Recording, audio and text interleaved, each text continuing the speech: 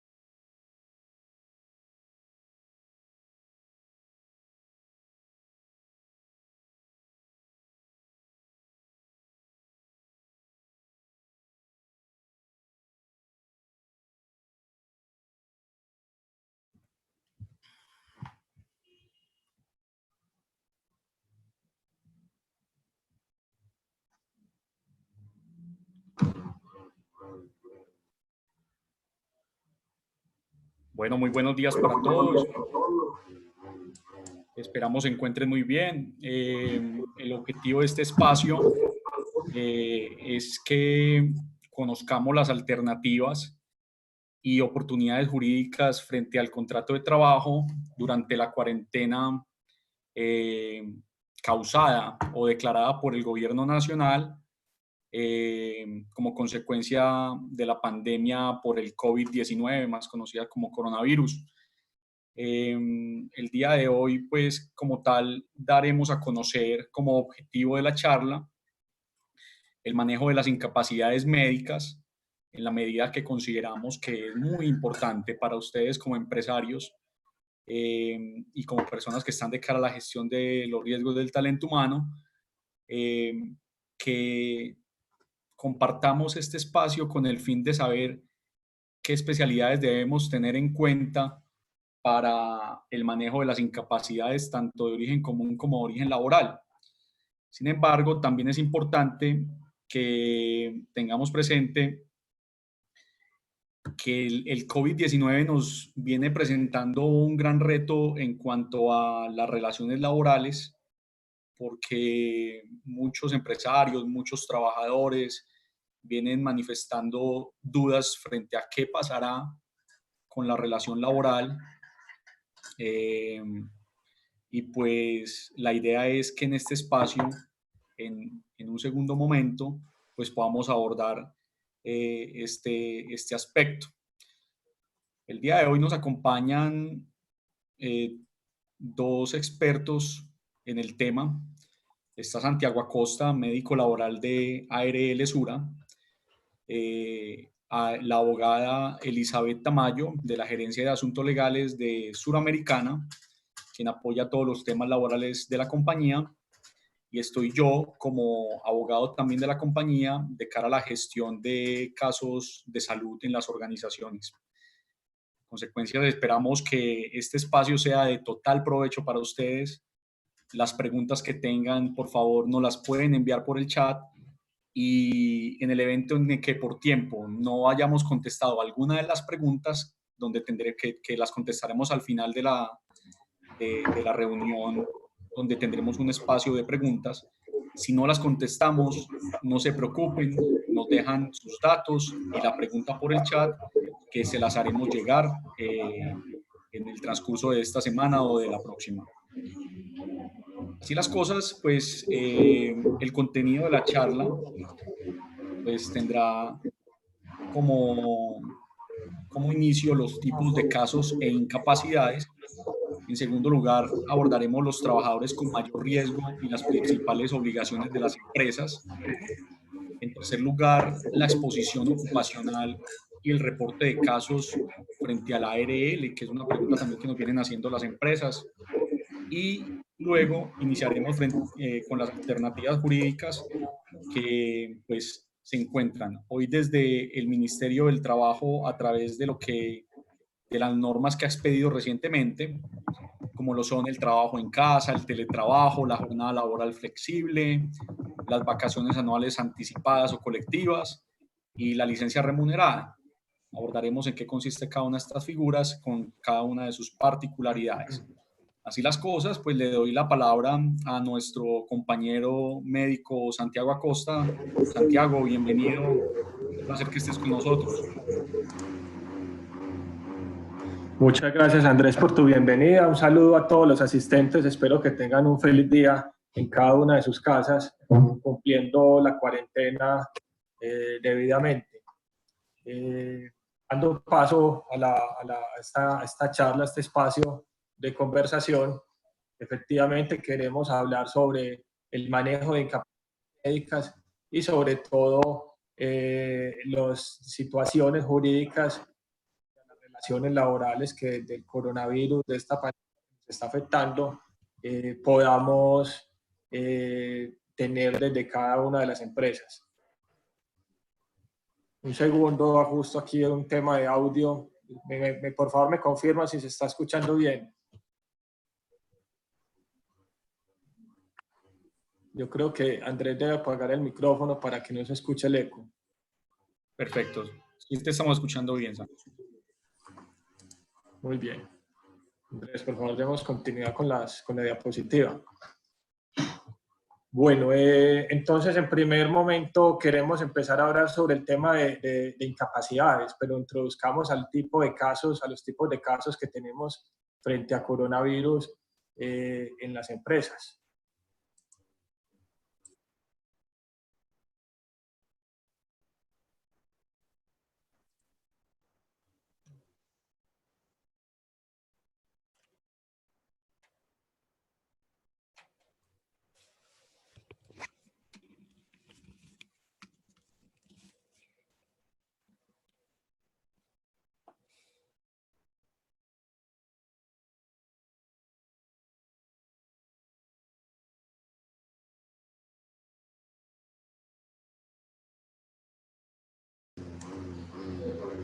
Les pido disculpas que tenemos aquí algunos problemas técnicos con la conexión y para poder dar paso a la diapositiva.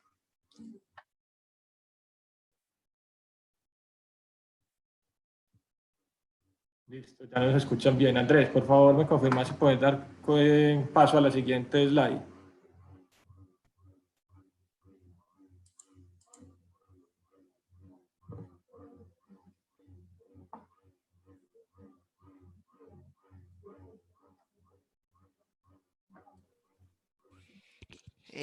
Santiago,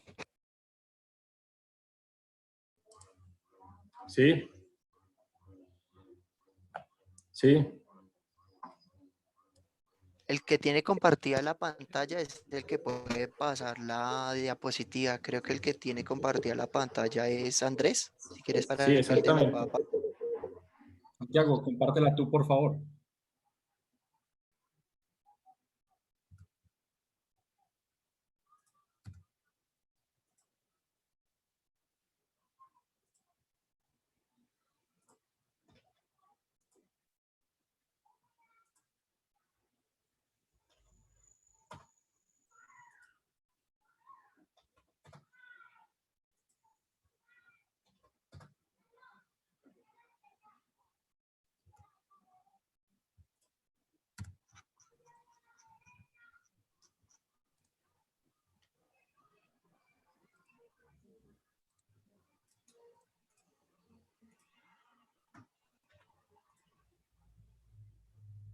Muy bien, nuevamente estamos conectados. Les pedimos disculpas por estas dificultades técnicas. Me confirman si ya estamos conectados y ok. Sí, señor. Sí, señor. Perfecto. Entonces damos paso, ahora sí, al contenido sobre estas situaciones y manejo de incapacidades y todas las relaciones laborales derivadas de la pandemia que nos está afectando por el coronavirus. Comencemos a hablar por los tipos de casos que tenemos a manera de introducción. Entonces vamos a tener unas personas afectadas, en principio, unos casos que denominamos médicamente como confirmados, que son aquellos pacientes o trabajadores que ya tengan una prueba positiva para el coronavirus. Recordemos o tengamos presente que afortunadamente más del 80% de las personas van a tener unos síntomas leves o síntomas moderados, inclusive muchos podrían ser asintomáticos, pero cuando tengan la prueba confirmada, todos estos casos serán manejados en casa y tendrían una incapacidad de 14 días por lo menos. Entonces, con estos 14 días de incapacidad se cumpliría el periodo de aislamiento y al final de la incapacidad podrían retornar al trabajo con las recomendaciones que el médico tratante considere. Vamos a tener un porcentaje de casos graves de entre el 10 y 20% que requerirán manejo hospitalario. Y de todos este 100% de casos vamos a tener un 1% de casos críticos que van a requerir manejo en cuidados intensivos, pero todos estos casos hospitalarios van a tener una incapacidad que variará según la evolución de cada paciente. Y al momento del alta se tendrá que prescribir una incapacidad médica desde el inicio de la enfermedad hasta por lo menos cumplir 14 días como mínimo, que es el tiempo de aislamiento que se requiere para estos casos, más el tiempo necesario para la recuperación respiratoria y pulmonar de cada persona. Y finalmente vamos a tener una serie de personas sanas, pero que van a tener unas exposiciones o lo que llamamos clínicamente como nexos epidemiológicos, y que estas personas no necesariamente van a desarrollar la enfermedad. Estamos hablando de personas asintomáticas que tienen un contacto con alguna persona que tiene un diagnóstico confirmado para coronavirus. Entonces, con estas personas lo que tenemos que asegurar es un distanciamiento social, por lo menos durante 2 semanas, 14 días. Estas personas están asintomáticas y estas personas no van a requerir incapacidad temporal. Por ahora, durante la cuarentena obligatoria, todos estamos en un periodo de distanciamiento. Eso sí, a estas personas que tengan este nexo epidemiológico se les va a realizar la prueba de coronavirus. Y si la prueba da positiva, se tendrán que incapacitar y manejarse como casos confirmados, bien sea asintomáticos, o si desarrollan síntomas leves o moderados, continuarán con manejo en la casa. Quiero aprovechar la oportunidad para aclarar qué es este nexo epidemiológico, porque se han presentado muchas preguntas al respecto de quién debe considerarse un caso sospechoso y quién no. Estos nexos epidemiológicos consisten básicamente en 3 escenarios. El primero de estos son todas aquellas personas que han tenido viajes al exterior a países que tengan circulación del virus, que hoy en día son prácticamente todos los países del mundo. Entonces, en ese orden de ideas, cualquier viajero internacional que haya llegado en los últimos 14 días debe someterse a un distanciamiento, y aquí ya estaríamos hablando de aislamiento, porque ya el Ministerio de Salud, a través de la resolución 380, nos indica un aislamiento obligatorio por 14 días para todos estos viajeros, y ha indicado que este aislamiento es por cuenta propia.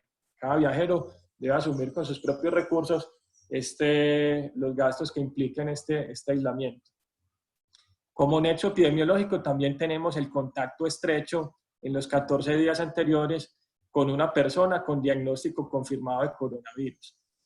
Tengamos claro qué es contacto estrecho. Contacto estrecho no es saludar, mirar, hablar con una persona que haya tenido diagnóstico de coronavirus. El contacto estrecho implica compartir en un espacio de menos de 2 metros durante más de 15 minutos y sin el uso de la protección adecuada para poderse considerar un contacto estrecho y requerir la prueba de PCR para saber si tiene coronavirus o no. Entonces, estos son los 3 tipos de escenarios a los que nos vamos a enfrentar con nuestros trabajadores en las empresas, y saber que el caso 1 y 2 van a requerir un manejo con incapacidad médica, y el caso 3 simplemente medidas de distanciamiento social, y en caso de confirmarse tendrán la incapacidad médica respectiva por parte de su EPS o de su ARL en caso de que se verifique un origen laboral. Bueno, dicho lo anterior, hablemos quiénes son los trabajadores o las personas que tienen mayor riesgo. Esto ya se ha difundido mucho a través del Ministerio de Salud por distintas fuentes, pero es muy importante que las empresas identifiquen en sus ámbitos laborales este tipo de personas. Estamos hablando de todos los mayores de 60 años, las personas diabéticas, los que tienen condiciones cardiovasculares como hipertensión o antecedentes de enfermedades cerebrovasculares, todos los que tengan VIH, cáncer o condiciones de inmunosupresión, que tengan las defensas bajitas, bien sea por el uso de medicamentos corticosteroides o inmunosupresores.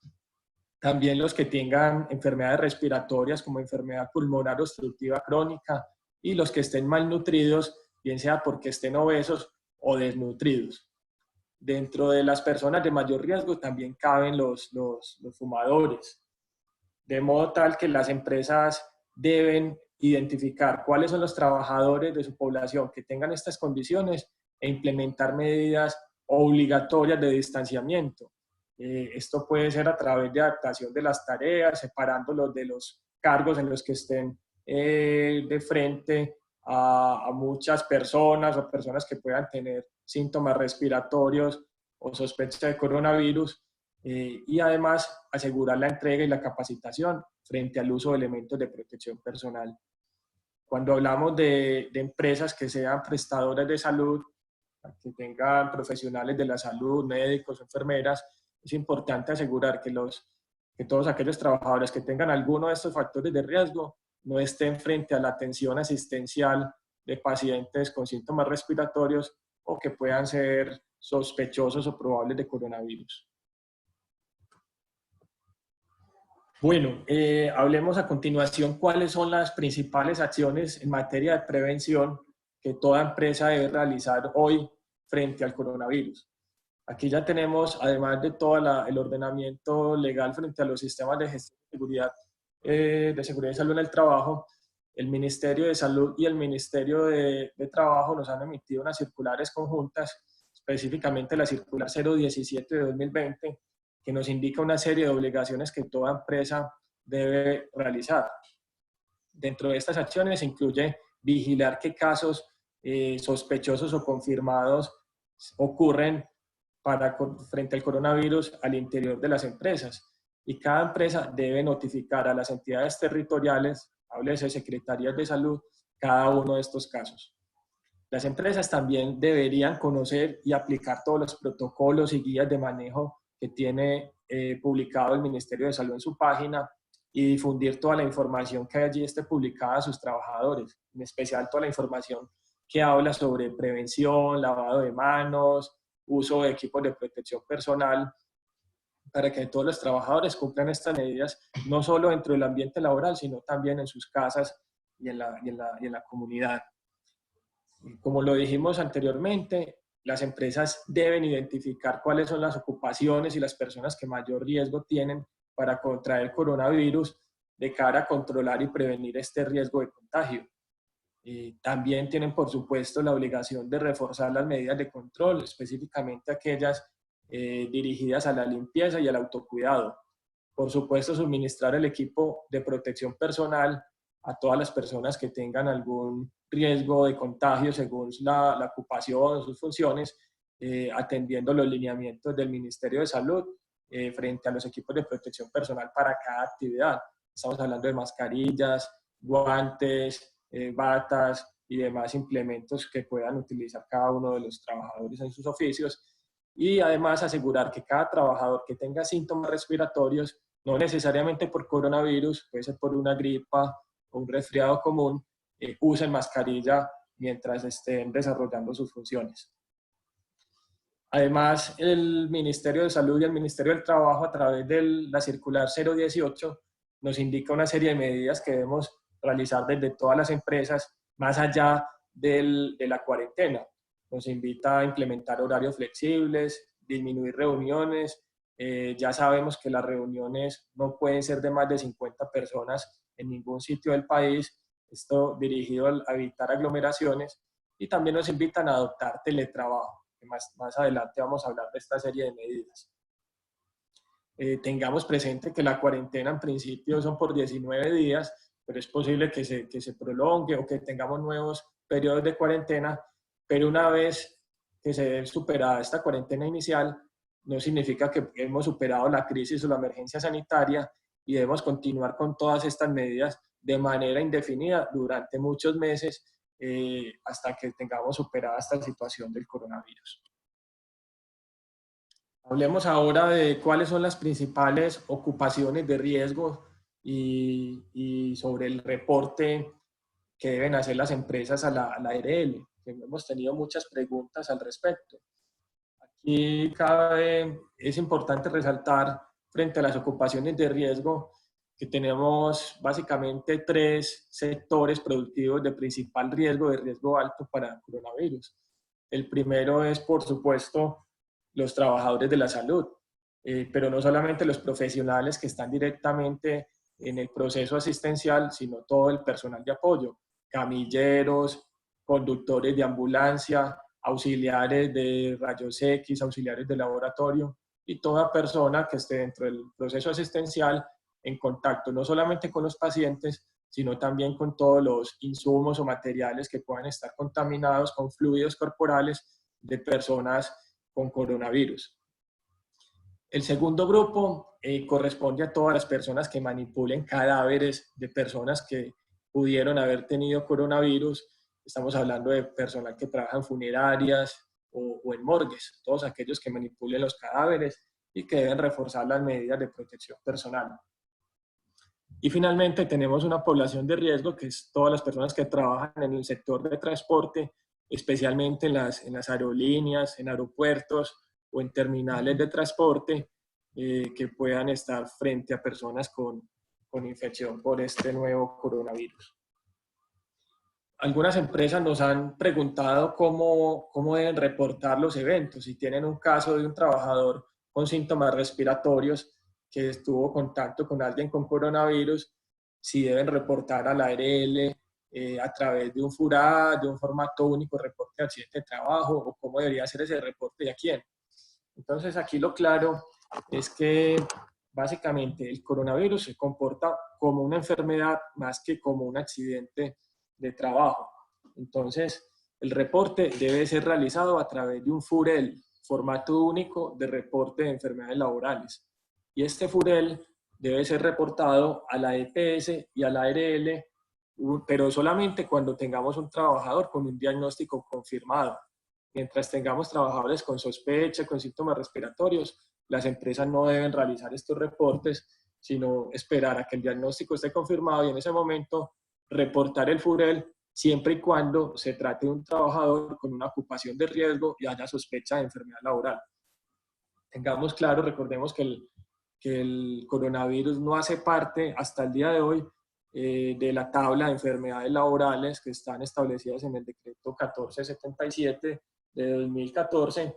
Posiblemente, según los anuncios del Ministerio del Trabajo y del Ministerio de Salud, sea incluida dentro de la tabla de enfermedades laborales. Sin embargo, eso no impide que hoy se pueda calificar como enfermedad laboral, siempre y cuando se demuestre a través de un nexo causal que un trabajador que tenga coronavirus fue contraída la infección con razón o con motivo del riesgo ocupacional al que se vio expuesto, específicamente para estas tres tipos de sectores productivos que les acabo de hablar. Pero en cualquier empresa que tengamos trabajadores con coronavirus, podremos tener contagios al interior del ambiente laboral y poder ser calificados como enfermedad laboral. Bueno, dicho lo anterior, podemos comenzar a hablar sobre las alternativas frente a las relaciones laborales, y le doy paso a Andrés, que como abogado experto en temas laborales, en derecho laboral, nos podrá dar claridad frente a estas situaciones. Andrés, te voy a dejar de compartir la pantalla, es el mando de la presentación. Ok.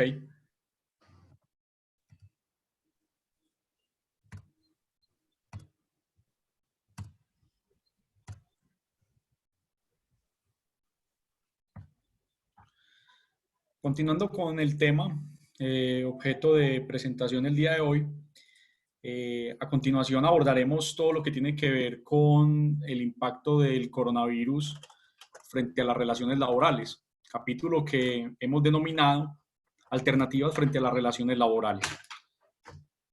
Así las cosas, pues esta parte de la charla se enfocará, recordemos que las relaciones laborales pues son aquellas donde hay una característica esencial, que ¿cuál es? Que haya una continuada subordinación. Por tanto, en esta charla no se abordará lo que tiene que ver con contratistas, en la medida que pues, los contratistas desempeñan una función de coordinación, más no de subordinación, y por tanto pues se rigen por una relación civil, en la mayoría de casos, por ejemplo, por medio de contratos comerciales o de prestación de servicios. Aquí nos vamos a enfocar única y exclusivamente en contrato de trabajo. El Ministerio del Trabajo, como ustedes lo han podido observar, ha tenido un papel protagónico dentro de esta pandemia, en la medida en que ha expedido una serie de decretos para controlar la situación y para mitigarla.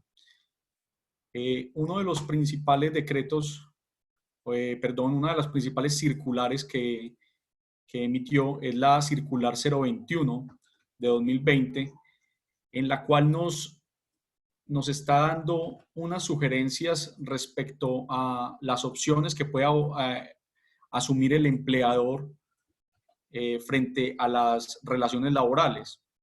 en la medida que pues también se ha tomado el poder preferente de vigilancia de las relaciones laborales frente a la autorización de suspensiones de contratos de trabajo y de despidos colectivos.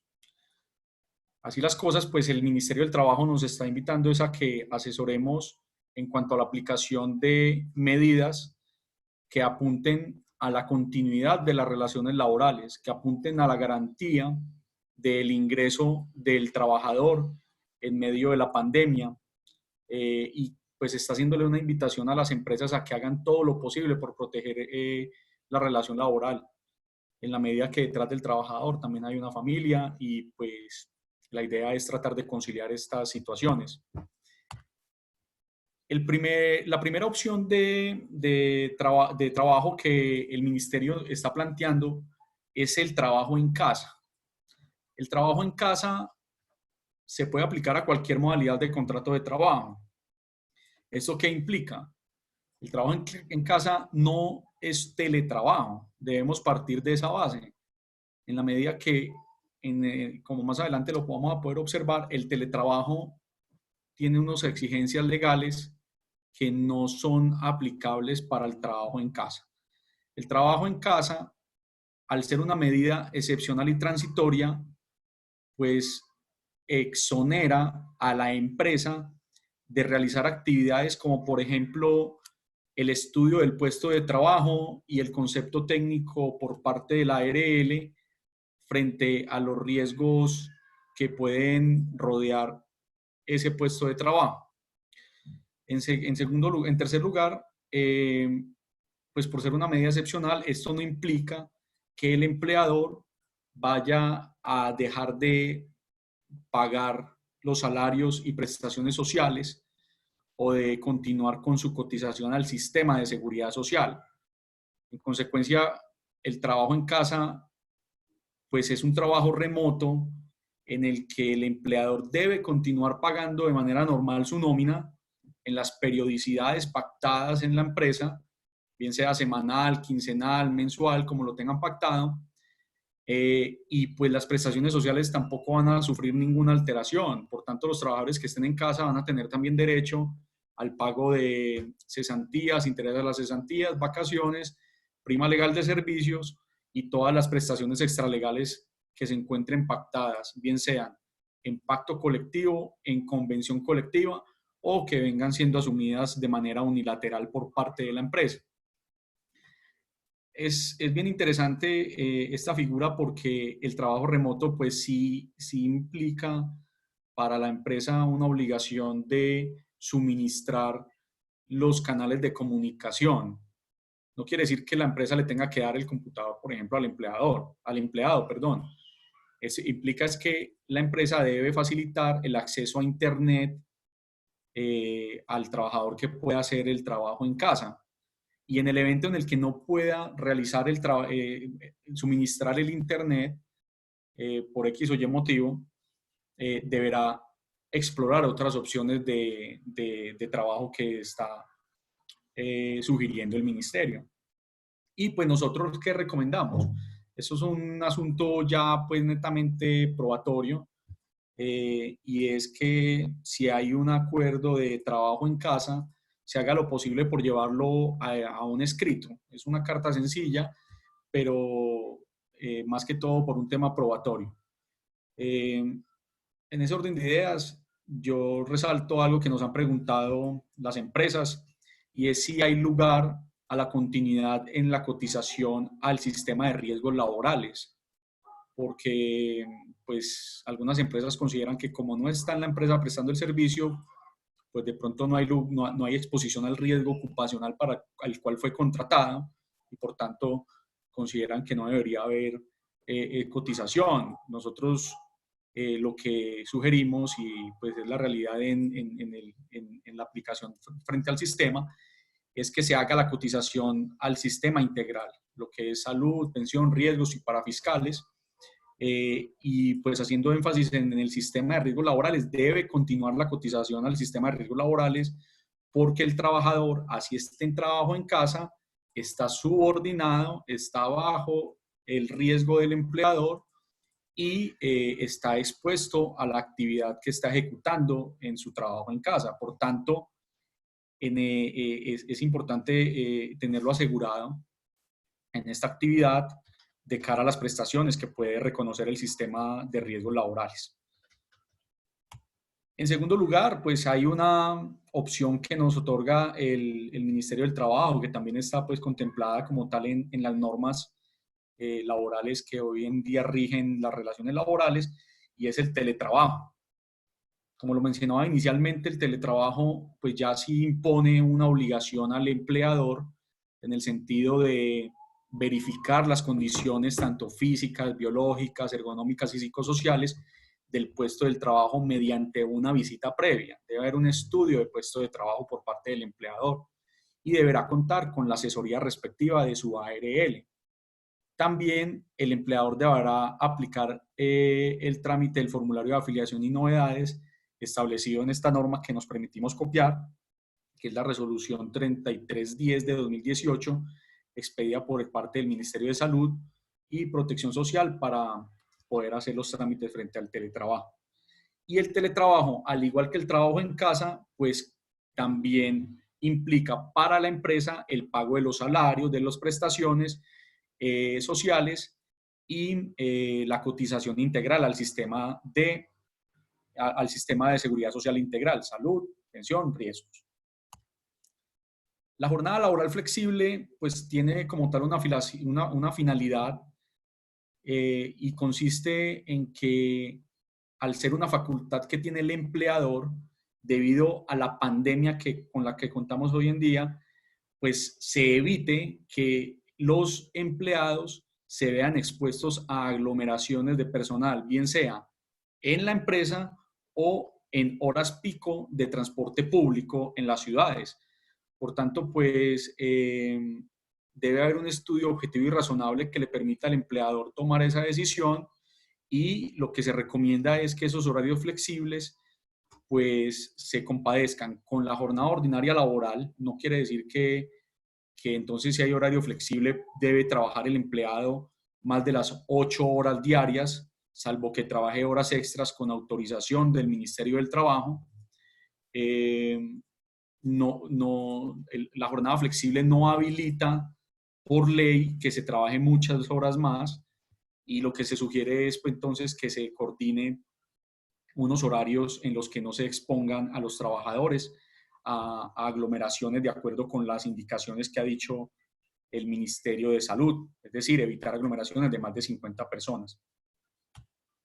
En cuanto a las vacaciones ha sido una salida muy interesante para garantizar el ingreso a los trabajadores, en la medida que el Ministerio pues, ha expuesto que se pueden tomar de manera anticipada, puede haber vacaciones colectivas. Si el trabajador ya causó el derecho a las vacaciones anuales, también pueden enviarlo a vacaciones. Y pues es importante tener en cuenta que en virtud de las normas que ha expedido el Ministerio, frente a un tema de vacaciones anticipadas o vacaciones colectivas, no es necesario ejercer el preaviso de los 15 días de anticipación para el trabajador, para que sepa que se va a ir de vacaciones, ya que el Ministerio interpretó que por esta contingencia pues es normal que se pueda avisar con 1 día o 2 días de anticipación. Por tanto, pues las empresas podrán hacer uso de esta figura. Recordemos que en las vacaciones no hay cotización al sistema de riesgos laborales porque no hay exposición al riesgo ocupacional, y tampoco hay lugar al pago del subsidio de transporte ni a la bonificación por transporte. ¿Por qué? Porque la razón de ser de las vacaciones es que el trabajador pues descanse, que no esté expuesto al riesgo ocupacional para el cual fue contratado, y que no preste sus servicios en la habitualidad que lo venía haciendo. Por tanto, no hay lugar ni para el subsidio de transporte. Recordemos que el subsidio de transporte por ley lo tiene que pagar la empresa a los trabajadores que vengan hasta 2 salarios mínimos, y si de pronto la empresa está otorgando un subsidio por rodamiento para que el trabajador pueda ejecutar sus funciones, también desaparece, pues porque no hay lugar al desplazamiento durante las vacaciones. Y pues es importante que tengamos presente que en la medida que el trabajador hace parte de un conglomerado social, pues está expuesto a los factores de contagio del coronavirus, estando en vacaciones. Entonces puede suceder que el trabajador, estando en su casa o yendo a abastecer a su familia de alimentos, se contagie. Puede generar esto una consulta ante su red prestadora, ante la red prestadora de la EPS, porque recordemos que el solamente estar expuesto o consultar ante la red no concede automáticamente una incapacidad temporal, pero puede pasar que si tiene un síntoma relacionado con el COVID-19, pues consulte a su médico y se le sea expedida una incapacidad. Teniendo en cuenta que esa incapacidad puede ser expedida a favor del trabajador en periodo de vacaciones, debemos tener presente que aquí se causa una situación especial, y es que las vacaciones se suspenden y se le da prevalencia al término de vigencia de la incapacidad temporal, porque debe prevalecer la recuperación del trabajador. Una vez finalice el periodo de incapacidad temporal, vuelve y se activa el periodo de vacaciones hasta que finalice y retorne el trabajador a su lugar de trabajo. En cuanto a la terminación del contrato con justa causa y vacaciones anticipadas, nos han preguntado si es posible realizar el descuento con cargo a la liquidación del contrato de trabajo. Y me explico. Puede pasar que un trabajador en estos momentos le solicite a la empresa hacer uso de vacaciones anticipadas o que la empresa lo acuerde con el trabajador. Recordemos que las vacaciones anticipadas, a diferencia de las vacaciones anuales, tienen una particularidad, y es que en las vacaciones anticipadas el trabajador no ha trabajado el año completo que causa el derecho a los 15 días legales remunerados que dan las vacaciones. Por tanto, yo en las vacaciones anticipadas, que sugerimos que se pacte en un documento, puedo adelantar ese periodo que no se ha causado. Resulta que el trabajador puede volver al trabajo después de las vacaciones anticipadas y puede incurrir en una justa causa de terminación de la relación laboral. En ese evento, el empleador podrá descontar el mayor valor pagado por concepto de vacaciones respecto al periodo proporcional de vacaciones que se causó. Y me explico. El trabajador hace uso de las vacaciones anticipadas, regresa después de los 15 días y trabaja 3 meses.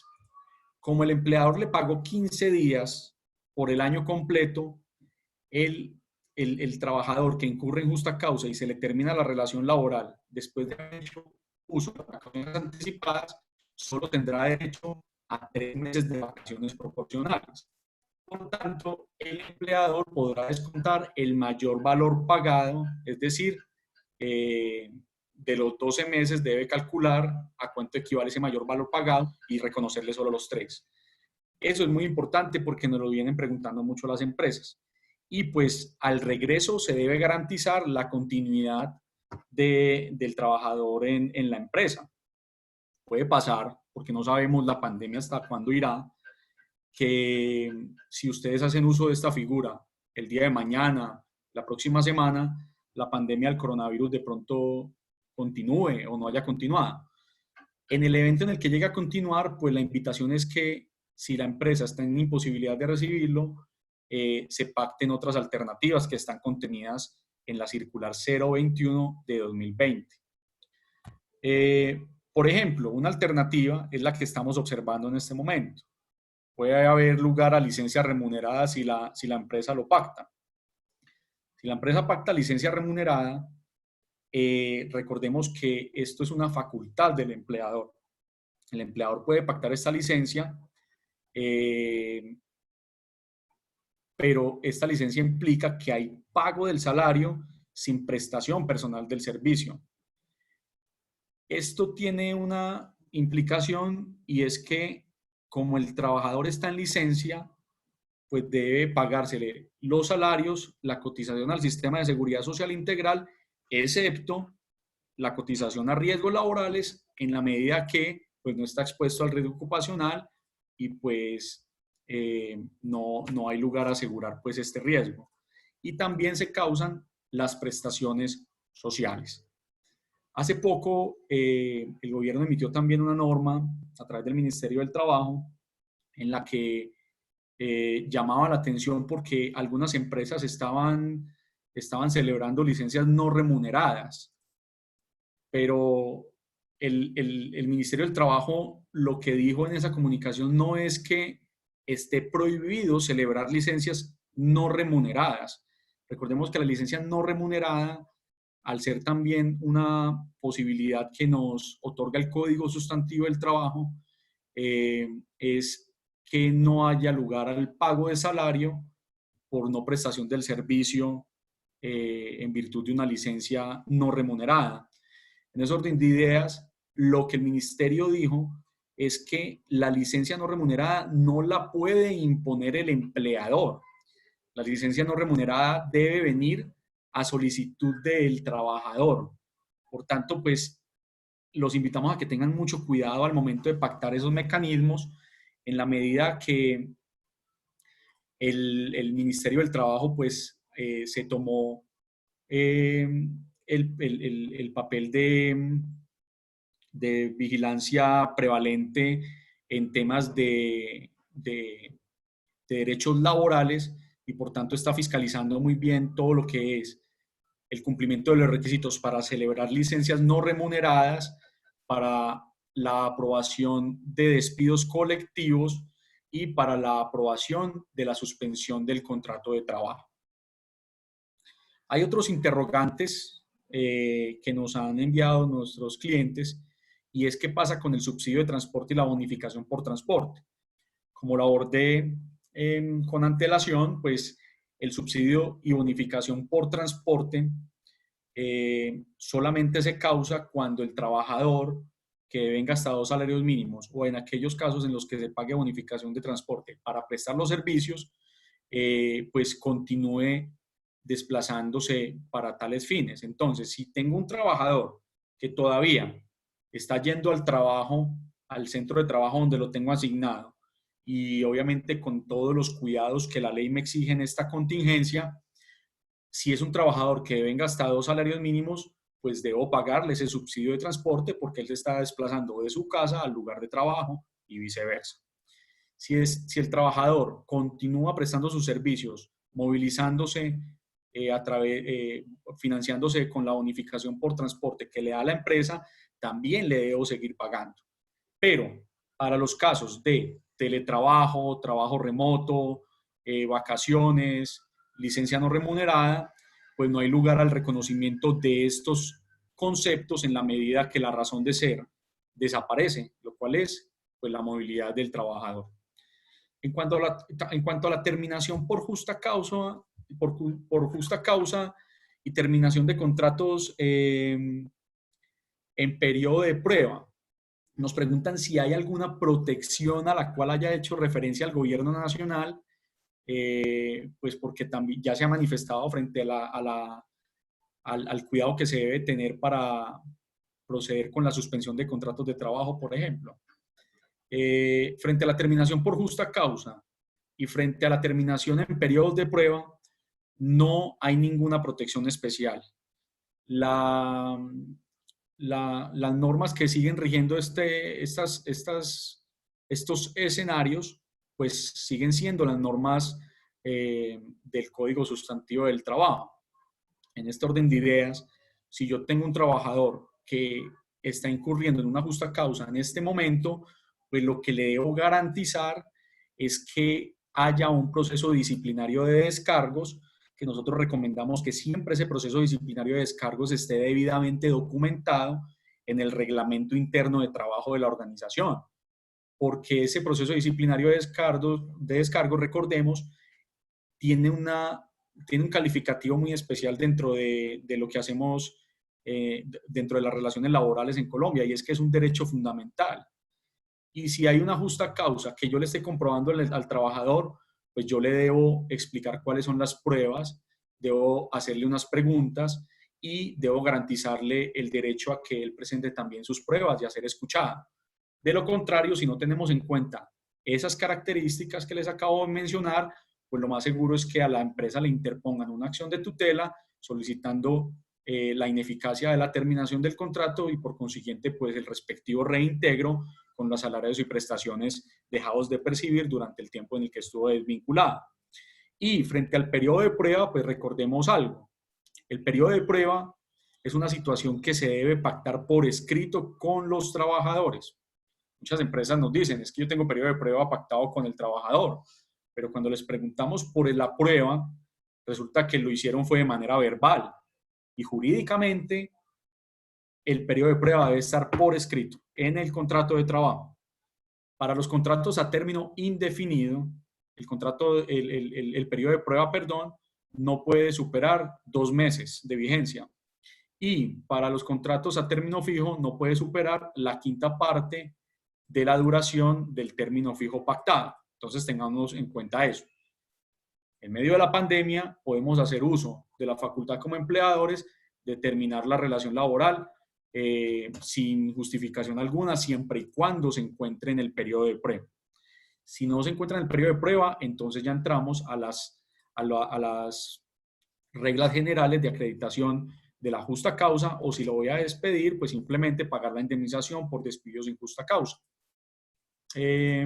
Aquí hay una particularidad que queremos que tengan muy presente, y es que la terminación de los contratos de trabajo no es una facultad absoluta del empleador.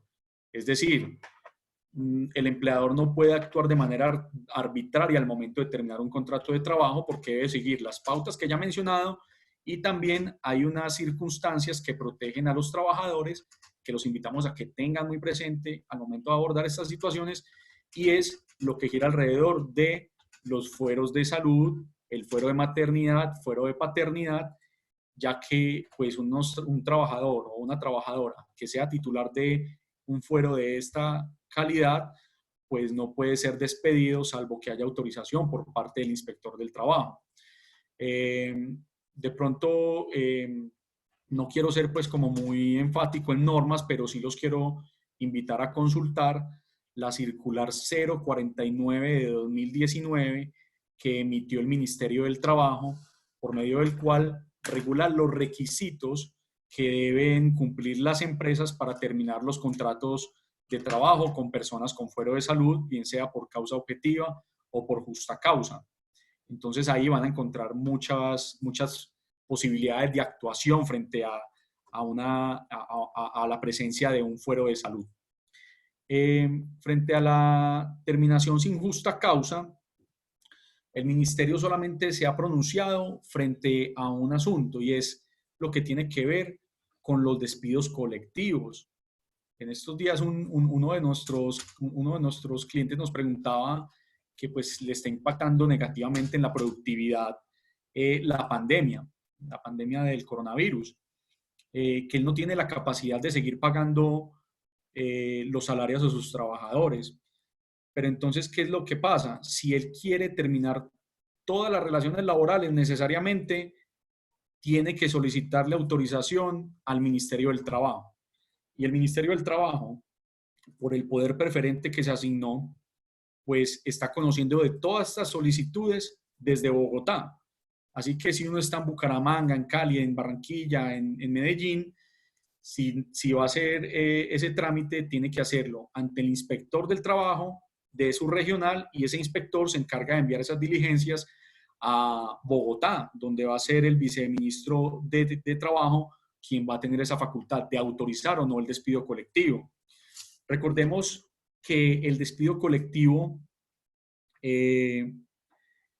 opera de acuerdo con lo que está regulado en la Ley 50 del 90.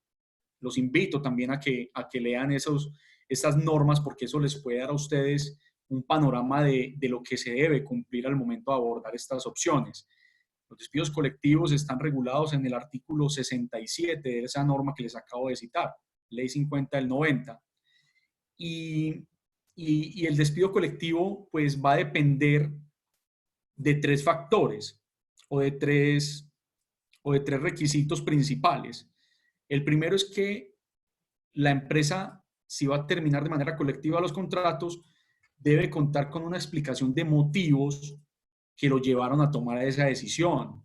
No es una decisión arbitraria, una decisión que no esté documentada, no, debe estar documentada y debe haber unas justificaciones de índole financiera y económica que le permita al empleador certificar ante el inspector del trabajo que va a haber una afectación de pago o va a haber un riesgo de no pago de salarios dentro de los 6 meses siguientes a la materialización del riesgo pues, financiero y económico que esté viviendo la organización. En ese orden de ideas, pues esta norma lo que establece es que para empresas que tengan entre 15 y 50 trabajadores, si hay una afectación en el despido del 30% de los trabajadores vinculados por contrato de trabajo, tiene que hacer esa solicitud ante el ministerio. Si es una empresa que tiene entre 50 y 100 trabajadores y afecta el 20% de toda esa planta al despido, también. Si es una empresa que tiene entre 100 y 200 trabajadores, si afecta el 15% del total de trabajadores vinculados, también hay lugar a solicitar esa revisión. Y pues como les digo, esos requisitos están en esa norma. Y por ejemplo, para empresas de más de 1.000 trabajadores, si el despido colectivo afecta el 5% de la planta de personal, deben ir al inspector del trabajo. Frente a la terminación de contratos a término fijo, también es importante tener presentes ciertos criterios, en el sentido pues que, como lo dije con antelación, no hay una norma expresa que prohíba terminar contratos a término fijo dentro de esta pandemia. Sin embargo, además de ser una invitación de proteger a los trabajadores y su salario y sus familias, pues en el evento en el que sea imposible, blíndense muy bien frente a lo que está exigiendo el ordenamiento jurídico para poder terminar relaciones laborales. Porque si el contrato que yo tengo es a término fijo, pues debo preavisar con una antelación de 30 días por escrito al trabajador. Tengan mucho cuidado porque muchas empresas preavisan en el día 30. Entonces, en el día 30, pues ya se prorroga automáticamente por el periodo inicialmente pactado. Y si yo quiero terminar esa relación, pues entonces me toca indemnizar los 30 días que me faltan, más la prórroga automática en la que incurrió el contrato de trabajo por no haberlo preavisado. Entonces, lo que se sugiere es que se preavise con 31 o 32 días de anticipación. Y pues bueno, hay un tema que debemos abordar porque está dentro de las consultas más reiteradas, no solamente a nosotros, sino también al ministerio y a las demás entidades, y es lo que tiene que ver con la fuerza mayor para suspender los contratos de trabajo. La fuerza mayor es un hecho irresistible, no previsible por parte del empleador que afecta la continuidad de la empresa. Por ende, no hay lugar o no se justifica o el empleador no cuenta con los medios para poder garantizar la prestación del servicio para la cual contrató a sus trabajadores. Entonces puede pasar que una de las organizaciones que hoy estén conectadas en este video chat tengan ese problema. La suspensión del contrato de trabajo no es algo automático que opere en virtud de la ley. La ley nos impone unas obligaciones a las empresas para que pueda proceder. En ese orden, pues los invito a que consulten el numeral primero del artículo 51 y los efectos en el artículo 53 del Código Sustantivo del Trabajo, porque la fuerza mayor, pues si bien puede suspender el contrato de trabajo, debe obedecer a criterios técnicos, financieros y económicos como también se exige para los despidos colectivos. Y tengan mucho cuidado porque el artículo 51 del Código Sustantivo del Trabajo no dice nada en el numeral primero frente a si es necesario acudir ante el inspector del trabajo para solicitar la autorización para suspenderlo por fuerza mayor. Pero la ley 50 del 90, artículo 67, numeral segundo, excúsenme de verdad que cite tanto la norma, pero me parece importante para ilustrarlos, sí exige que cuando hay una suspensión por fuerza mayor, se le avise al inspector del trabajo, porque el inspector del trabajo tiene la facultad de verificar si realmente se encontraba la empresa ante una situación de fuerza mayor o caso fortuito. El ministerio, en una comunicación que expidió la semana pasada, había dicho que los contratos de trabajo no se pueden suspender por fuerza mayor o caso fortuito y que ellos estarían verificando esas situaciones. Sin embargo, lo que yo quiero dar a entender es que si yo como empresario veo que estoy ante una situación de fuerza mayor o caso fortuito y tengo las suficientes pruebas desde lo financiero y lo económico que me permiten acreditarlo, no es que el inspector del trabajo me tenga que autorizar, no. Uno puede llegar a suspender el contrato de trabajo. Lo que pasa es que el empleado podrá demandarme posteriormente cuando finalice la pandemia y decir que no se trataba de una fuerza mayor. Y será el juez del trabajo el que determine si efectivamente existió o no existió fuerza mayor. Por tanto, yo lo que sugiero es que de acuerdo a la particularidad de la actividad económica y de cómo está impactando la pandemia su operación, pues analicen muy bien las pruebas a ver si le aplica la fuerza mayor o no, porque para todas las empresas no aplica de igual manera. Eso es muy importante tenerlo presente. Y pues hay otra causal para evitar los despidos injustos y es la que se encuentra consagrada en el numeral tercero del artículo 51 del Código Sustantivo del Trabajo y es la suspensión del contrato de trabajo por más de 120 días. En este momento no sabemos si esto va a durar más de 120 días, pero en el evento en el que dure, porque ya técnicamente de pronto el ministerio lo haya dicho, ahí sí necesariamente el Código Sustantivo nos exige que se debe acudir ante el inspector del trabajo para que sea este el que otorgue la autorización de la suspensión del contrato de trabajo por más de 120 días. Tengan eso muy presente. ¿Cuáles son los efectos de que se declare que no hubo fuerza mayor o que no se cumplió con los requisitos legales para una suspensión por más de 120 días del contrato de trabajo? La consecuencia es el pago de los salarios dejados de percibir durante este tiempo, más las prestaciones a las que tiene derecho el trabajador. Sin embargo, yo quiero traer un análisis a esta discusión, y es que esos efectos que se encuentran en el artículo 140 del Código Sustantivo del Trabajo, cuando se presenta la suspensión del contrato, solamente dicen que cuando un contrato se suspende, hay lugar al no pago del salario y al no pago de las cesantías y de las vacaciones. No se dice nada frente al pago de la prima legal de servicios ni frente a la cotización al sistema de seguridad social. Por tanto, lo que se ha establecido es que en cuanto a seguridad social, el empleador debe continuar pagando lo que le corresponde a él como empleador, el 8.5%, y puede descontar el 4% que le corresponde al trabajador para salud. Es decir, cotizará solamente el 8.5% para salud durante la suspensión. No reconocerá proporcionalmente frente a lo que dure la suspensión del contrato de trabajo lo correspondiente a vacaciones y cesantías, porque así lo establece el artículo 140 del Código Sustantivo del Trabajo. Pero si se declara la ineficacia de la suspensión o se reanuda el contrato de trabajo porque así lo estableció el empleador, hay lugar a que se le pague la prima legal de servicio semestral, porque la prima legal no se suspende.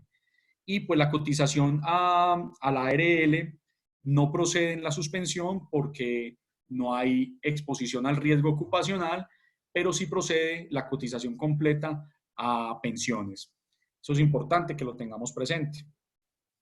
Entonces, pues esto era lo que les queríamos como tal compartir hoy, haciendo una invitación especial, y es que tengamos en cuenta todos estos requisitos legales que les acabamos de mencionar para tomar decisiones frente a nuestros trabajadores, invitándolos especialmente a que apliquemos las medidas establecidas por el Ministerio del Trabajo según la circular 021 del año en curso. Yo les agradezco mucho. Vamos a ver si de pronto podemos contestar algunas preguntas frente al tema.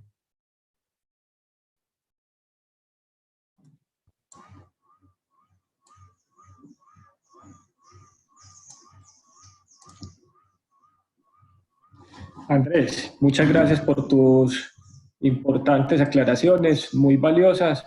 Tenemos aquí algunas preguntas de los asistentes. Una de las preguntas la voy a leer. Es ¿qué pasa con los contratos en misión o con las empresas temporales cuando se aplica suspensión del contrato de trabajo por fuerza mayor? Porque en muchas de estas ocupaciones no es posible realizar teletrabajo o trabajo en casa. En estas situaciones, ¿es viable o es posible la suspensión del contrato de trabajo? Bueno, Santiago, muy buena esa pregunta, porque pues sí, una realidad que tenemos en el país es la existencia de las empresas de servicios temporales a través de lo que presta sus servicios a través de los trabajadores en misión. Recordemos que los trabajadores en misión pues prestan el servicio bajo los lineamientos que permite la Ley 50 del 90. Es decir, ellos solo pueden ser contratados por 6 meses, prorrogables por otros 6 meses, para cubrir periodos de licencias, para cubrir picos de productividad en las organizaciones. Puede pasar que, por ejemplo, un trabajador que esté como en misión cubra una licencia de maternidad que se prolongue en el tiempo. Eso puede pasar. O puede pasar que haya una incapacidad que esté supliendo también, que se demore más de un año. Eso también puede pasar.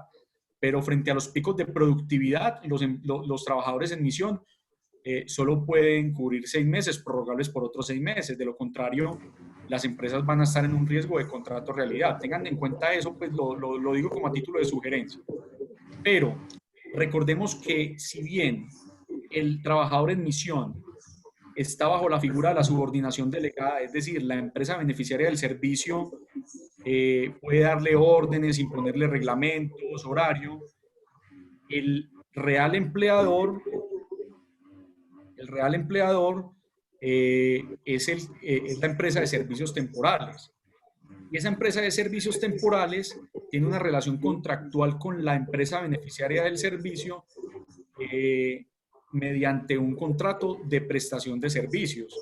Por tanto, pues tendrán que ser las partes, no el trabajador, sino la beneficiaria y la empresa de servicios temporales, la que entren a analizar si la pandemia del coronavirus se puede interpretar como una fuerza mayor que puede suspender el contrato de prestación de servicios, pero no el contrato de trabajo, porque la obligación del pago de salarios y prestaciones la tiene la empresa de servicios temporales. Por eso la empresa de servicios temporales tendrá que ser la que entre a pactar con su trabajador las medidas establecidas en la circular 021. Andrés, muchas gracias. Muy importante entender que entre la empresa beneficiaria y la empresa de servicios temporales no media un contrato laboral. El contrato laboral se da entre la empresa de servicios temporales y sus trabajadores. Tenemos otra pregunta por acá que ha sido como reiterativa frente a los trabajadores que gozan de estabilidad laboral reforzada o algún tipo de fueros. qué pasa con este tipo de trabajadores, cambia alguna situación frente a las modalidades de trabajo, frente al trabajo remoto, el teletrabajo, o incluso será que con estos trabajadores hay alguna situación especial cuando se decida realizar una suspensión o un despido masivo o previamente autorizado por el ministerio. ¿Cómo se manejan estos tipos de personas que tienen fueros de salud o estabilidad laboral reforzadas por cualquier otro tipo de fuero?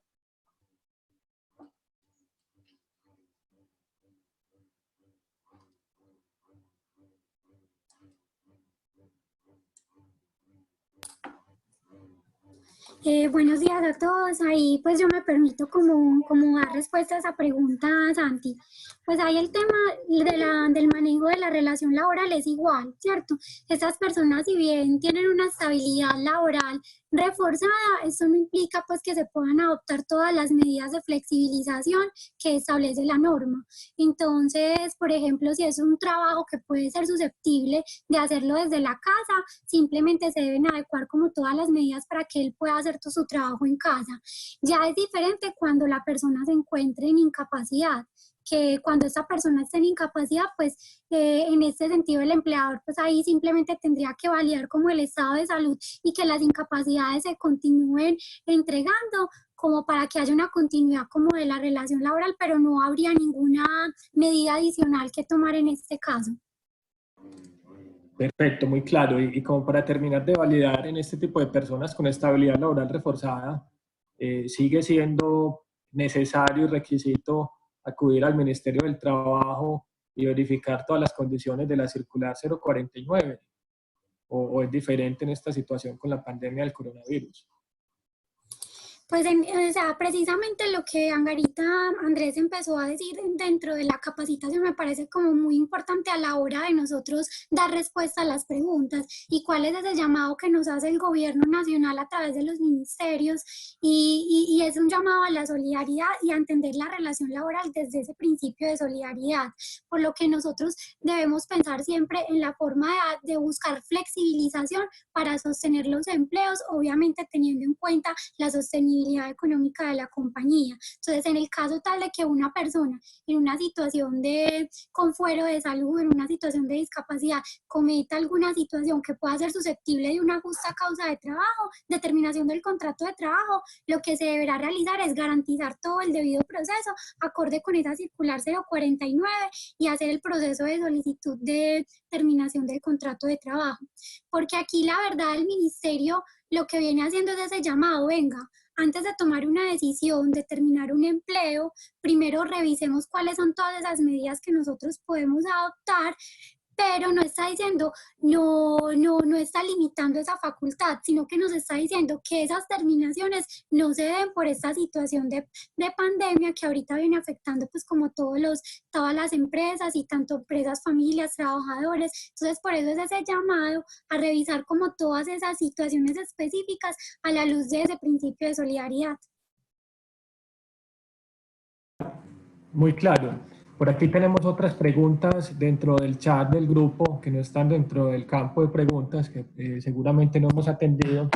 Tenemos aquí una pregunta muy específica. Teniendo en cuenta ahora toda esta situación de cuarentena y de restricciones en la movilización y distanciamiento social, ¿qué pasa ante los contratos a término fijo? ¿Cómo se puede notificar este preaviso con los 30 días de anticipación? ¿Se podrá hacer por correo electrónico, por WhatsApp, por algún otro medio, o tendrá que hacerse por medios físicos como tradicionalmente se realiza?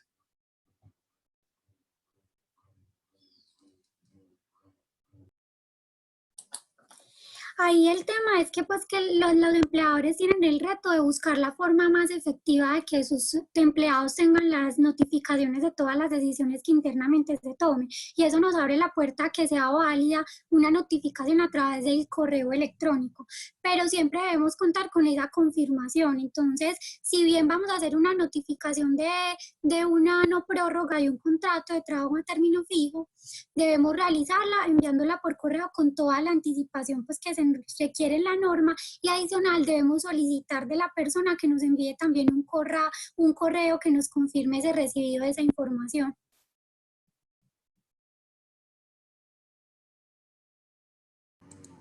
Muy bien. Tenemos otra pregunta reiterativa que me permitiré responder. Nos preguntan si las mujeres embarazadas no son población de riesgo, cómo manejar a las trabajadoras en estado de gestación. Aquí debemos aclarar que si bien el Ministerio de Salud y la Organización Mundial de la Salud, a través de sus lineamientos y guías de manejo para el coronavirus, no han definido que las mujeres en embarazo sean una población de especial riesgo para el coronavirus. Es decir, no tienen un riesgo especial o diferente frente a las demás personas, como tampoco lo tienen los niños y otro tipo de personas. Esto no implica que las empresas no puedan adoptar medidas especiales con las trabajadoras embarazadas. En principio no tienen mayor riesgo, pero si la empresa considera de manera unilateral realizar alguna acción especial o adecuada para la prevención del coronavirus frente a las trabajadoras embarazadas, podrá incluirlas dentro de sus protocolos, mandarlas a teletrabajo, a trabajo en casa, reforzar las medidas de higiene y protección personal con estas personas, que igual son personas de especial protección constitucional, pero en materia del coronavirus, clínicamente no se ha identificado que tengan un mayor riesgo para su situación de salud. Ahí me gustaría de pronto hacerte pues como una adición y es como recordar esas obligaciones que tienen todos los empleadores en virtud pues de esta contingencia, porque desde la normatividad que trae pues como el Ministerio y el Gobierno Nacional están muy enfocados en decirle a los empleadores, bueno, vamos a difundir boletines y comunicación con la información oficial sobre el COVID para que las personas tengan conocimiento de cuál es la situación actual. Adicional, le establece una responsabilidad para que adopte unas medidas de control y de mitigación del riesgo de contagio, que eso lo hace a través de los mecanismos de flexibilización de los turnos de trabajo o de flexibilización laboral. Adicional, también para los servicios para las empresas que actualmente están prestando servicios porque están exceptuados de esta cuarentena, ellos deben implementar todos los mecanismos de seguridad y salud en el trabajo para que las personas puedan desempeñar sus funciones sin correr un riesgo adicional de contagio, y tienen que reforzar todos los mecanismos de limpieza y desinfección de las instalaciones y de los equipos de trabajo. Además, súper importante garantizar una capacitación adecuada sobre todo el tema del lavado de manos, promover el lavado de manos, tener al alcance de todas las personas el jabón y todas las sustancias que sean desinfectantes. Tiene que adoptar todas las recomendaciones y orientaciones que sean dadas por la ARL. Entonces, como empleadores, esa responsabilidad es muy importante que la tengamos y que busquemos la forma de aplicarla de la mejor manera posible. Muy bien. Bueno, muchas gracias por tu respuesta. Presentó un problema técnico, ya estoy acá de nuevo. Andrés, muchas gracias por regresar. Aquí hemos estado leyendo preguntas y respuestas. No sé, ¿tenemos tiempo para revisar más preguntas? Sí, todavía tenemos 10 minutos. Perfecto, yo me voy a dar a la tarea de irlas revisando y se las voy transmitiendo. Nos preguntan algunos asistentes qué pasa con los contratos a término fijo y con los contratos por obra o labor que culminan durante la cuarentena. ¿Tendrán que quedarse por continuados? ¿Se tendrán que renovar? ¿Pasa algo diferente en esta situación? ¿O se pueden dar por terminados sin ningún peligro ni riesgo jurídico? Santiago, qué pena, te escuché entrecortado, no sé si Elizabeth, ¿tú lo escuchaste bien? Sí, yo lo escuché bien, incluso pues iba a contestarle ahí a Santiago. Dale, pues lo primero que debemos revisar es que el Ministerio de Trabajo está súper enfocado en revisar cuáles son esos motivos de esas terminaciones, ¿cierto? Entonces ellos están ejerciendo una revisión como preferente de que esas terminaciones no se vayan a constituir en unos despidos colectivos o que sean unas medidas que afecten pues como el trabajo, que es lo que nosotros siempre les estamos diciendo, están buscando preservar el Ministerio y el Gobierno Nacional. Para los casos de los contratos por obra o labor, labor determinada, tendríamos que revisar el objeto del contrato para analizar si ese objeto del contrato ya se cumplió o no se cumplió. Dependiendo de eso, se podría, pues no, la terminación no se daría por la situación actual, sino que se daría porque ya la obra o labor terminó. Y para los contratos a término fijo sería validar la misma situación y si ya se cumplió con el preaviso efectivamente para que se pueda dar con la terminación. Muy bien. Yo quisiera que Elizabeth o Andrés nos profundicen un poco más sobre el pago de subsidio de transporte y lo que llaman bonos de transporte, porque tengo varias preguntas si esto debe continuarse reconociendo durante la cuarentena o durante el teletrabajo, trabajo remoto, cuando así haya sido adoptado por las empresas. Sí, en ese orden, recordemos que el subsidio de transporte tienen derecho a él los trabajadores que devenguen hasta 2 salarios mínimos.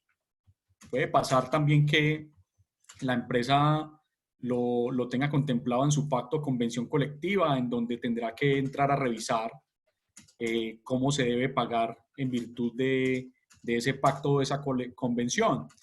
Sin embargo, partiendo de la regla general, que es para los trabajadores que devengan hasta 2 salarios mínimos, lo que nosotros sugerimos es que si está el trabajador bajo alguna figura de trabajo remoto, como trabajo en casa, teletrabajo, si está en una licencia remunerada, pues en esos eventos la razón de ser del subsidio de transporte desaparece porque el trabajador no se está desplazando a su lugar de trabajo. Y lo mismo pasa en las vacaciones. En las vacaciones no hay lugar al subsidio de transporte. Si se está pagando por parte de la empresa una bonificación por rodamiento, que muchas veces así es como se conoce, pues tampoco habría lugar a ello desde la razón de ser de la figura, porque no se está haciendo uso de ese rodamiento para prestar los servicios por parte del trabajador, siempre y cuando se encuentre una de las alternativas de trabajo remoto. Soy enfático en eso. Ahora, bueno, los invito de nuevo a que consulten de pronto si tienen algún pacto, convención colectiva en el que haya pactado algo diferente entre los empleadores, entre el empleador y los trabajadores, perdón. Pero la regla general es la que cabe exponer. Listo, muy claro. Tenemos aquí otras 2 o 3 preguntas que están relacionadas y voy a tratar de articular porque la respuesta va a estar muy alineada. Nos preguntan qué pasa con las licencias no remuneradas, cómo se deben pactar, cuáles son los requisitos para yo poder como empresa sacar mis trabajadores a una licencia no remunerada. Y la otra pregunta es, ¿será que en las licencias remuneradas yo puedo disminuir el salario y cómo hago para disminuir el salario? Andrés, Bueno, Elizabeth, ¿quién de los dos quiere responder? Si quieres, yo empiezo y Andrés me complementa, ¿listo? Listo, ahí es súper importante que revisemos que el ministerio ha dado ciertas facilidades a los empleadores para que puedan aplicar unas medidas que sean adecuadas para no disminuir el ingreso de la familia. Entonces, por eso siempre antes de tomar una medida como podría ser una licencia no remunerada, que ya les voy a explicar una situación muy concreta, debemos agotar la posibilidad de implementar el trabajo flexible. Si no hay posibilidad de implementar trabajo flexible, realizar las vacaciones, hacer el anticipo de vacaciones o reconocer las vacaciones que ya hayan sido causadas o hacer o enviar a todas las personas a vacaciones colectivas. Esas serían pues como las medidas principales que buscaríamos que se aplique. La licencia no remunerada es una medida que debe ser a solicitud del empleado. Incluso lo que ha dicho el ministerio últimamente es, venga, señor empleador, usted no puede obligarme a una persona a que a que solicite una licencia no remunerada, porque si usted hace eso, yo como ente administrativo voy a investigar la situación y podría multarlo con hasta 500 salarios mínimos si evidencio que hubo una coacción o que esa persona no se le informó adecuadamente de cuáles eran las consecuencias y lo que pasaba con esa licencia no remunerada. Entonces, por eso, antes de llegar a esa opción, ¿qué deben hacer de la libertad del empleado? Debo agotar cualquier otro medio de flexibilización laboral. Muy bien, muchas gracias. Bueno, frente a la segunda pregunta que Andrés, hacían, ¿algo por adicionar? Santi, déjame yo complemento una cuestión. Preguntaron también si es posible la disminución del salario si se celebra una licencia remunerada. Yo les quiero dejar presente que hay una facultad en el mundo laboral que tiene el empleador, y es la variación de las condiciones del contrato de trabajo. Eso jurídicamente se le ha denominado el ius variandi, pero así lo conoce la Sala Laboral de la Corte Suprema, la Corte Constitucional. ¿Y qué pasa? El empleador puede variar las condiciones del contrato de trabajo, entre ellas el salario. Claro, lo puede llegar a disminuir, pero tiene que haber unas razones suficientemente técnicas y objetivas que permitan acreditar que era necesario llevar a cabo esa disminución. No puede ser una disminución caprichosa. Por eso, si de pronto celebran una licencia no remunerada y desean disminuir el salario, por favor, tengan mucho cuidado, porque esa facultad tiene que estar soportada con medidas técnicas y financieras, porque con seguridad, pues, el salario, al ser un garante, por así decirlo, del mínimo vital del trabajador, si se lo disminuyen de manera arbitraria, estarán expuestos a una acción de tutela en donde los obliguen a ajustar el salario si no hay razones técnicas, además de los atributos que tiene el Ministerio de investigar administrativamente esa situación e imponer las medidas administrativas del caso.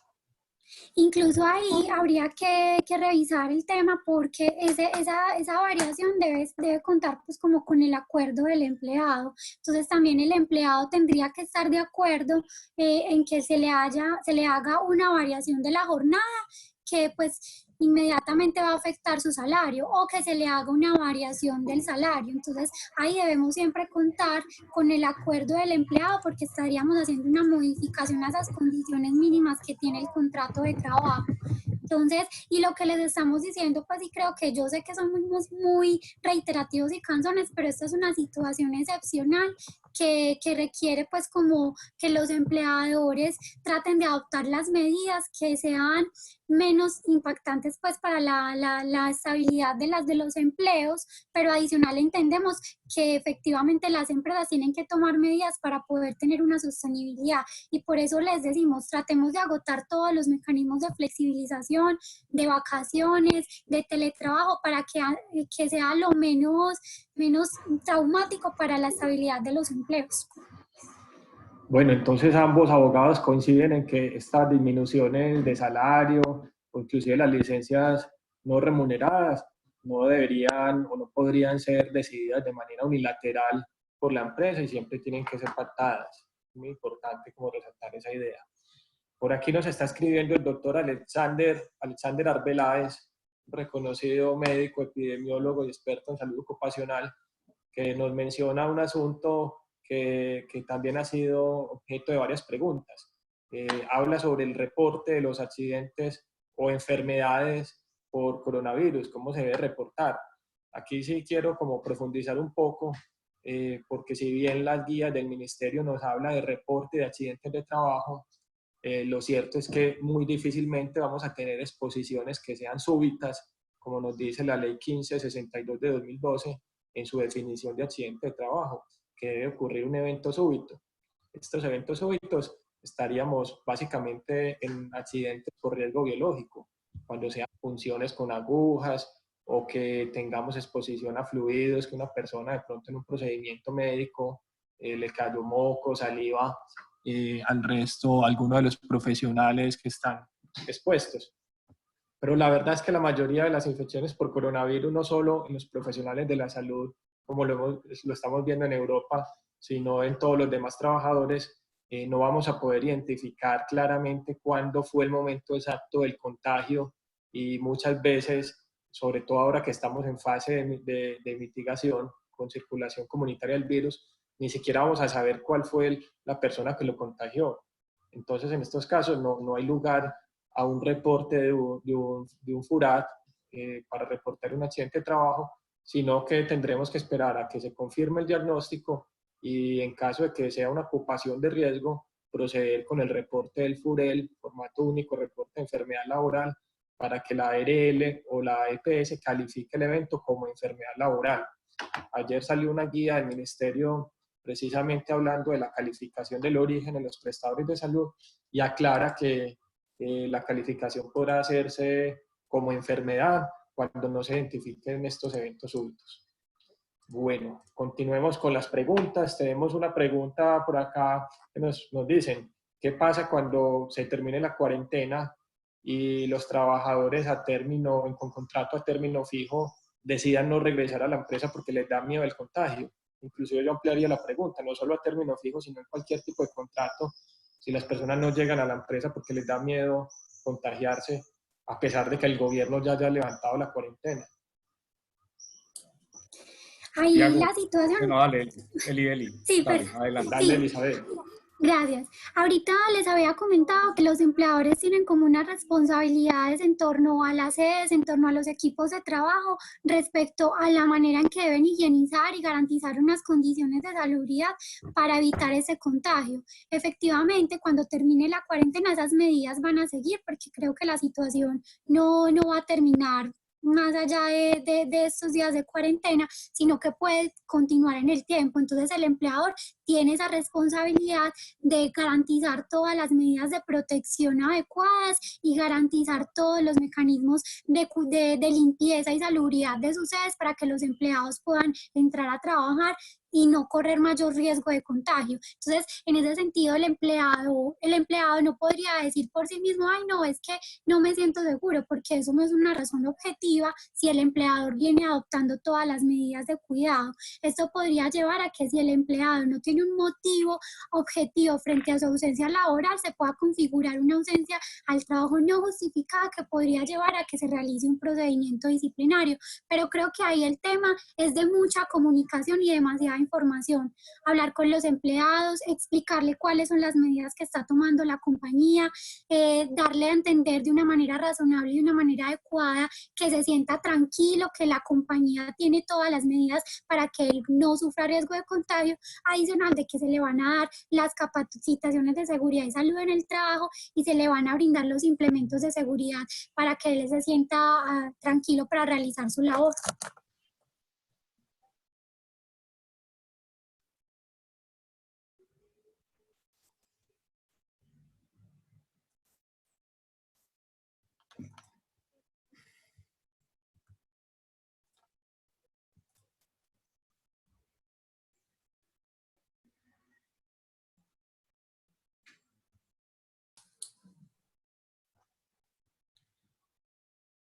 Aquí, Santiago, nos preguntan frente a si se puede acordar con el trabajador la disminución de su salario y autorizar el retiro de las cesantías de acuerdo con el decreto 488 que salió recientemente, el del 27 de marzo. Frente a la disminución del salario, yo creo que ya dimos respuesta al asunto. Y respecto a la autorización del retiro de cesantías, ahí pues es importante tener presente que este decreto lo que establece es una medida de protección transitoria para proteger el ingreso del trabajador cuando se vea afectado por la pandemia. Entonces deberá acreditarse que efectivamente se le está disminuyendo su salario como consecuencia de alguna medida que haya tomado el empleador, bien sea la disminución del salario o una suspensión del contrato, a llegar a esa certificación de afectación al respectivo fondo de cesantías donde se encuentre afiliado el trabajador y solicitar ante ese fondo el retiro de las cesantías. Ese es como el asunto. ¿Qué pasa Andrés, si ahí te voy si a agregar. Sí, claro. Claro, qué pena, Andrés. Pues sí, realmente esto aplica únicamente para las personas que estén afiliadas a un fondo de cesantías privadas. Para las personas que estén en el Fondo Nacional del Ahorro, esta garantía no se extendió. ¿Qué se requiere? El empleado debe solicitar a su empleador que le expida una certificación en donde le haga saber al fondo cuál es el porcentaje del ingreso que tuvo variación o que tuvo disminución. Por eso esto precisamente no aplica para todos los tipos de empleados y salarios, sino que puede ser más aplicable para las personas que tengan una variabilidad en el salario o tengan un salario variable, porque frente al tema, por ejemplo, el tema comercial puede que se vea disminuido y que los ingresos se vean afectados. Entonces ahí el empleador puede certificar, bueno, esta persona con sus comisiones devengaba 2 millones de pesos. Ahorita en esta situación, para finalizar marzo, solamente devengó 1.500.000, entonces su disminución fueron 500.000 pesos. Y eso es lo que él debe certificar ante el Fondo de Cesantías. El Fondo de Cesantías tiene la responsabilidad de hacer todos los trámites de manera virtual y no debe exigir ningún documento adicional. Entonces, con eso, ya el empleado puede solicitar que se haga como un equilibrio entre esa disminución y lo que él recibía antes de esta situación pues de contingencia. Y eso se puede hacer cada mes, pero sí debe contar con la certificación del empleado. Muchas gracias, Eli. Voy a hacer otra pregunta, se la voy a dirigir a Andrés. Tiene mucha experiencia en este ámbito. ¿Cómo manejar estos contratos de trabajo? Realmente no serían contratos de trabajo. Con los aprendices y practicantes durante esta cuarentena. Con ellos también tenemos que hacer teletrabajo, trabajo remoto, esas relaciones se suspenden, esas obligaciones de las empresas se suspenden simplemente por la cuarentena. O hay que dejarles de pagar salario. ¿Qué hacemos con estas personas, con estos practicantes y aprendices? Les opera las mismas normas comunes y corrientes de lo que hemos venido hablando. Con los aprendices se puede pactar también una modalidad de trabajo remoto sin ningún inconveniente. También con la institución educativa que esté patrocinando al aprendiz se puede pactar una suspensión del patrocinio. No hay ningún inconveniente. Lo importante es que con los aprendices y los practicantes pues se les garantice la completitud pues como tal del periodo de fase electiva, tratándose de los aprendices, de fase práctica, perdón, y pues todo lo que tiene que ver con su respectiva remuneración. Si se llegara pues a acordar con la institución educativa alguna suspensión, es también totalmente viable, no hay ningún inconveniente.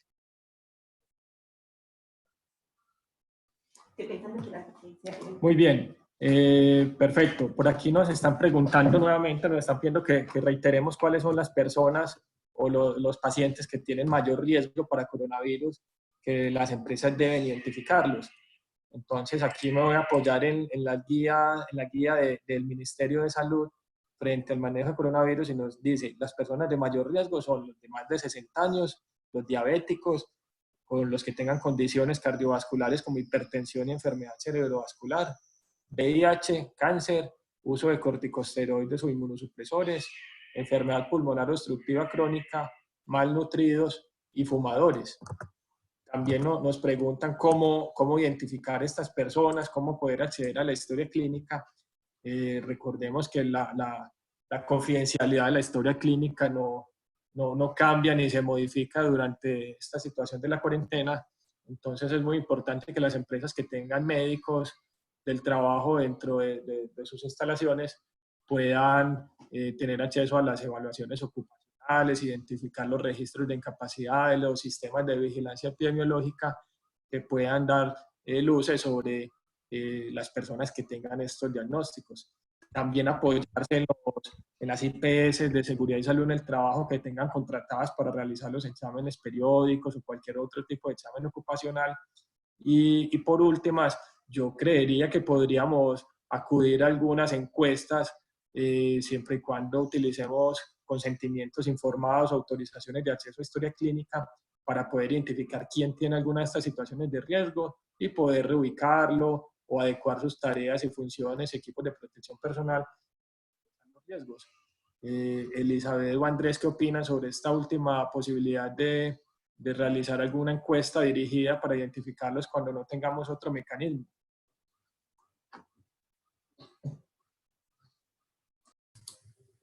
No, es totalmente válido porque efectivamente pues hay también parte de esa relación de confianza donde el empleado nos pueda manifestar, tengo una situación especial de salud, incluso pues eso podría ser validado desde medicina laboral para que no tengamos como empleadores acceso a aquella información que pues que sea médica o de salud, que nuestro empleado no tenga pues como responsabilidad de informarnos. Y es totalmente válido realizar la encuesta para identificar esas personas de alto.